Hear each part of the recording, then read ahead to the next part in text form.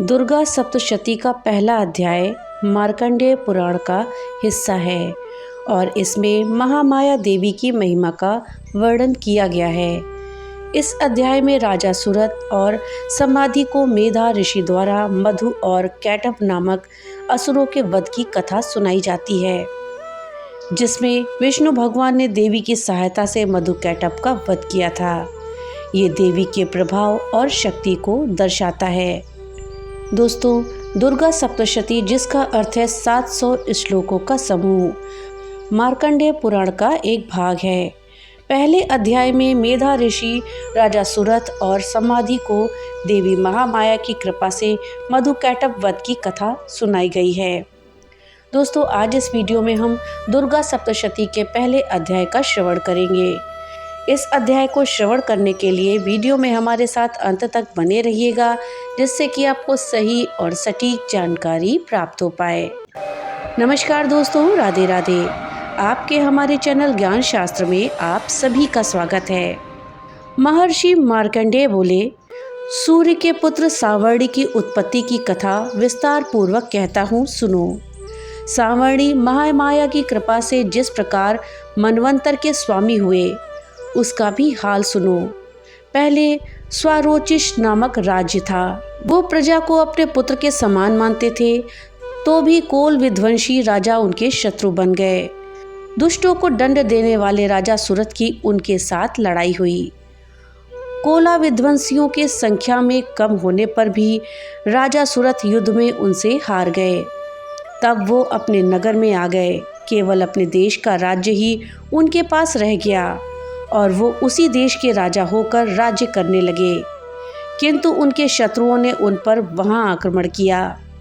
राजा को बलहीन देखकर उसके दुष्ट मंत्रियों ने राजा की सेना और खजाना अपने अधिकार में कर लिया।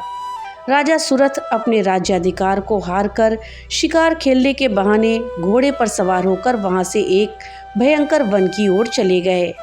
उस वन में उन्होंने महर्षि मेधा का आश्रम देखा।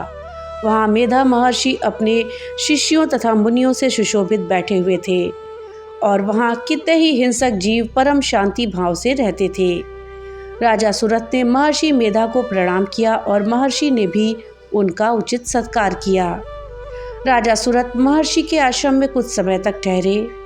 अपने नगर की ममता के आकर्षण से राजा अपने मन में सोचने लगे, पूर्व काल में पूर्वजों ने जिस नगर का पालन किया था, वो आज मेरे हाथ से निकल गया। मेरे दुष्ट और दुरात्मा मंत्री मेरे नगर की अब धर्म से रक्षा कर रहे होंगे या नहीं। मेरा प्रधान हाथी, जो कि सदा मद की वर्षा करने वाला और शूरवीर था, मेरे बैरियों के वश में होकर न जाने क्या दुख भोग रहा होगा। मेरे आज्ञाकारी नौकर, जो मेरी कृपा से धन और भोजन पाने से सदैव सुखी रहते थे और मेरे पीछे पीछे चलते थे, वो अब निश्चय ही दुष्ट राजाओं का अनुसरण करते होंगे तथा मेरे दुष्ट और दुराचारी मंत्रियों द्वारा व्यर्थ ही धन को व्यय करने से संचित किया हुआ मेरा खजाना एक दिन अवश्य खाली हो जाएगा। इस प्रकार बहुत सी बातें सोचता हुआ राजा निरंतर दुखी रहने लगा। एक दिन राजा सुरथ ने महर्षि मेधा के आश्रम के निकट एक वैश्य को देखा। राजा ने उससे पूछा, भाई, तुम कौन हो? यहाँ तुम्हारे आने का क्या कारण है? और तुम बड़े शोकग्रस्त अनमने से दिखते हो, इसका क्या कारण है? राजा के यह नम्र वचन सुनकर वैश्य ने महाराज सुरथ को प्रणाम करके कहा। वैश्य बोला, राजन, मेरा नाम समाधि है। मैं धनियों के कुल में उत्पन्न एक वैश्य हूँ। मेरे दुष्ट स्त्री पुत्रादिकों ने लोभ में मेरा सब धन छीन लिया है और मुझे घर से निकाल दिया है। मैं इस तरह से दुखी होकर इस वन में चला आया हूँ और यहाँ रहता हुआ मैं इस बात को भी नहीं जानता कि अब घर में इस समय कुशल होगा या नहीं। यहाँ मैं अपने परिवार का आचरण संबंधी कोई समाचार नहीं पा सकता कि वो घर में इस समय कुशल पूर्वक हैं या नहीं। अपने पुत्रों के संबंध में ये भी नहीं जानता कि वो सदाचारी हैं या दुराचार में फंसे हुए हैं। राजा बोले, जिस धन के लोभी स्त्री पुत्रों ने तुम्हें घर से निकाल दिया है, फिर भी तुम्हारा चित्त उनसे क्यों प्रेम करता है? वैश्य ने कहा, मेरे विषय में आपका ऐसा कहना ठीक है, परंतु मेरा मन इतना कठोर नहीं है। यद्यपि उन्होंने धन के लोभ में पड़कर पितृ स्नेह को त्याग कर मुझे घर से निकाल दिया है, तो भी मेरे मन में उनके लिए कठोरता नहीं आती। हे महामते, मेरा मन फिर भी उनमें क्यों फंस रहा है, इस बात को जानता हुआ भी मैं नहीं जान रहा हूँ। मेरा चित्त उनके लिए दुखी है।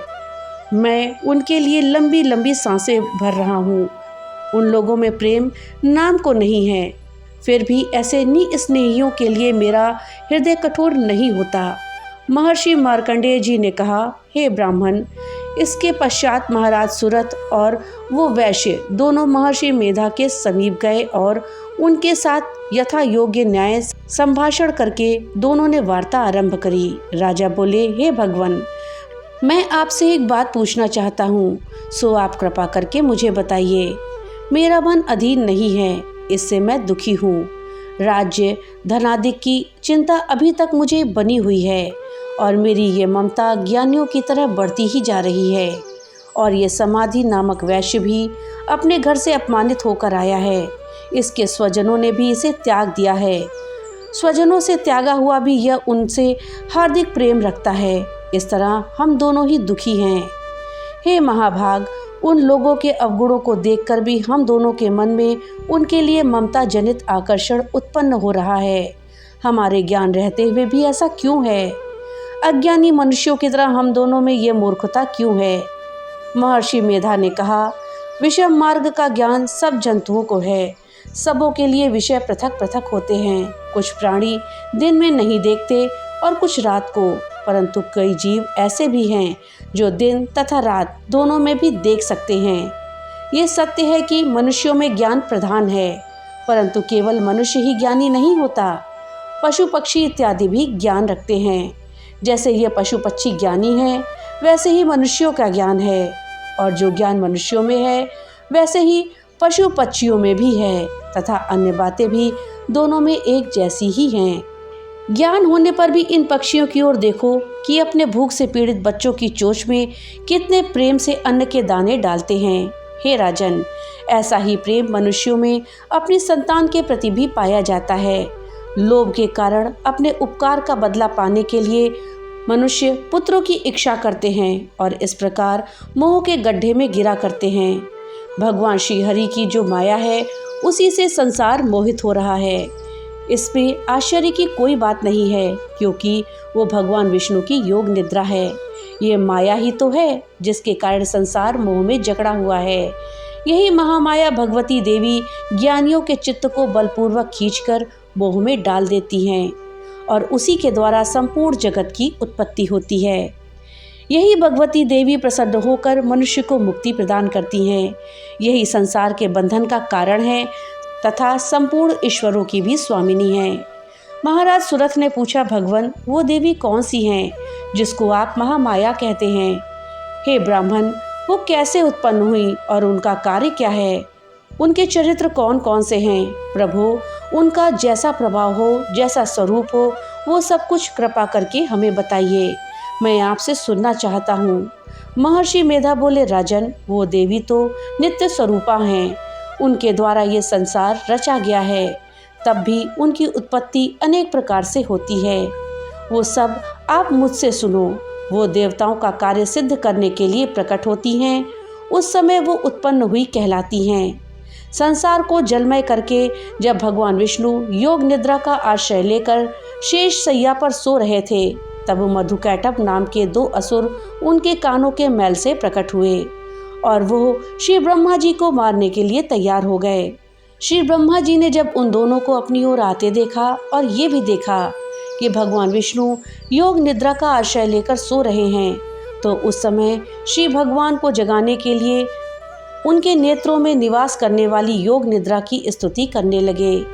श्री ब्रह्मा जी ने कहा, हे देवी, तुम ही स्वाहा, तुम ही स्वधा, तुम ही वशटकार हो। स्वर भी तुम्हारा ही स्वरूप है। तुम ही जीवन देने वाली सुधा हो। नित्य अक्षर प्रणव में आकार, उकार, मकार तीनों माताओं के रूप में तुम ही स्थित हो। इनके अतिरिक्त जो बिंद पथ अर्ध मात्रा है, जिसका कि विशेष रूप से उच्चारण नहीं किया जाता है, हे देवी, वो भी तुम ही हो। हे देवी, संध्या, सावित्री तथा परम जननी तुम ही हो। तुम इस विश्व को धारण करने वाली हो। तुमने ही इस जगत की रचना की है और तुम ही इस जगत का पालन करने वाली हो। तुम ही कल्प के अंत में सबको भक्षण करने वाली हो। हे देवी, जगत की उत्पत्ति के समय तुम सृष्टि रूपा होती हो, पालन काल में स्थित रूपा होती हो और कल्प के अंत में संहार रूप धारण कर लेती हो। तुम ही महाविद्या, महामाया, महामेधा, महारात्रि और मोहरात्रि हो। श्री ईश्वरी और बोध स्वरूपा बुद्धि भी तुम ही हो। लज्जा, पुष्टि, तुष्टि, शांति और क्षमा भी तुम ही हो। तुम खड्ग धारिणी, शूल धारिणी, घोर रूपा तथा गदा, चक्र, शंख और धनुष को धारण करने वाली हो। बाण, भुषुंडी और परिध ये भी तुम्हारे ही अस्त्र हैं। तुम सौम्य और सौम्यतर हो। यही नहीं बल्कि जितनी भी सौम्य या सुंदर वस्तुएं संसार में हैं, उन सब से बढ़कर तुम सुंदर हो। पर और अपर सबसे पर रहने वाली सुंदर तुम ही हो। हे सर्वस्वरूपे देवी, जो भी असत पदार्थ हैं और उनमें जो भी शक्ति है वो तुम ही हो। ऐसी अवस्था में भला तुम्हारी स्तुति कौन कर सकता है। इस संसार की सृष्टि, पालन और संहार करने वाले जो भगवान हैं, उनको भी जब तुमने निद्रा के वशीभूत कर दिया तो फिर तुम्हारी स्तुति कौन कर सकता है। मुझे भगवान विष्णु तथा भगवान शंकर को शरीर धारण कराने वाली तुम ही हो। तुम्हारी स्तुति करने की शक्ति किसमें है। हे देवी, तुम तो अपने इन उदार प्रभावों के कारण ही प्रशंसनीय हो। मधु और कैटभ जो भयंकर असुर हैं, इन्हें मोह में डाल दो और श्री हरि भगवान विष्णु को भी जल्दी जगा दो और उनमें इनको मार डालने की बुद्धि भी उत्पन्न कर दो। महर्षि मेधा बोले, हे राजन, जब ब्रह्मा जी ने देवी से इस प्रकार स्तुति करके भगवान को जगाने और मधु और कैटभ को मारने के लिए कहा, तो वह भगवान श्री विष्णु के नेत्र, मुख, नासिका, बाहु, हृदय, वक्षस्थल से निकल ब्रह्मा जी के सामने खड़ी हो गईं। उनका ऐसा करना था कि भगवान श्री हरि तुरंत जाग उठे और दोनों असुरों को देखा, जो कि अत्यंत बलवान तथा पराक्रमी थे और मारे क्रोध के, जिनके नेत्र लाल हो रहे थे और जो ब्रह्मा जी का वध करने के लिए तैयार थे, तथा क्रुद्ध हो उन दोनों को दुरात्मा असुरों के साथ भगवान श्रीहरि पूरे 5000 वर्ष तक लड़ते रहे। एक तो वो अत्यंत बलवान तथा पराक्रमी थे, दूसरे महामाया ने भी उन्हें मोह में डाल रखा था। अतः वो श्री भगवान से कहने लगे, हम दोनों तुम्हारी वीरता से अत्यंत प्रसन्न हैं, तुम हमसे कोई वर मांगो। भगवान ने कहा, यदि तुम मुझ पर प्रसन्न हो तो अब तुम मेरे हाथों से मर जाओ। बस इतना सा ही वर मैं तुमसे मांगता हूँ। यहाँ दूसरे वर से क्या प्रयोजन है। महर्षि मेधा बोले, इस तरह से जब वो धोखे में आ गए और अपने चारों ओर जल ही जल देखा तो भगवान श्री हरि से कहने लगे, जहाँ पर जल ना हो, सूखी जमीन हो, उस जगह पर हमारा वध कीजिए। महर्षि मेधा कहते हैं, तथास्तु। ये कहकर भगवान श्री हरि ने उन दोनों को अपनी जांघ पर लिटाकर उन दोनों के सर काट डाले। इस तरह से ये देवी ब्रह्मा जी की स्तुति करने पर प्रकट हुई थीं। अब तुमसे उनके प्रभाव का वर्णन करता हूँ, सो सुनो। तो दोस्तों, ये थी जानकारी दुर्गा सप्तशती के प्रथम अध्याय के विषय में। जानकारी आपको कैसी लगी हमें कमेंट बॉक्स में लिख करके जरूर बताइएगा। तो मिलते हैं अगली नई वीडियो के साथ, तब तक के लिए राधे राधे।